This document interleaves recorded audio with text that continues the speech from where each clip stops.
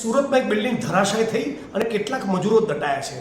એટલે TRP gaming ઝોનમાં સાધન સામગ્રી અને સુવિધાના અભાવમાં આગ લાગી એટલે ત્યાં સૂચનાઓ આપી કે ફરી આવી ઘટના કોઈ ગેમિંગ ઝોનમાં ના બનવી જોઈએ. હવે મજૂરો દટાયા એટલે બધી બિલ્ડિંગને સૂચના આપશે, પણ બીયુ પરમિશન વગરની કાચા બાંધકામવાળી નબળા બાંધકામવાળી બિલ્ડિંગો બને છે કેમ, અને આ બિલ્ડિંગોમાં મજૂરો દટાય છે કેમ?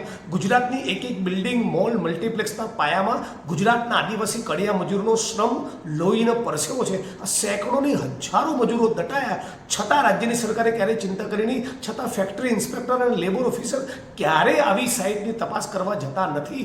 આજે પણ અમદાવાદ શહેરમાં, સુરતમાં, બરોડામાં, રાજકોટમાં 100માંથી 60 એવી કન્સ્ટ્રક્શનની સાઇટ હશે જ્યાં મજૂરો પડીને મરે નહીં એવી કોઈ વ્યવસ્થા નથી હોતી. આજે મજૂરો દટાયા, એમને બધાને તાબડતોબ યોગ્ય ટ્રીટમેન્ટ મળી હવે અપેક્ષા રાખું છું અને આશા રાખું છું કે ભવિષ્યમાં એવી કોઈ ઘટના ન મળે એના માટે રાજ્યની સરકાર યોગ્ય તકેદારીના પગલાં લે.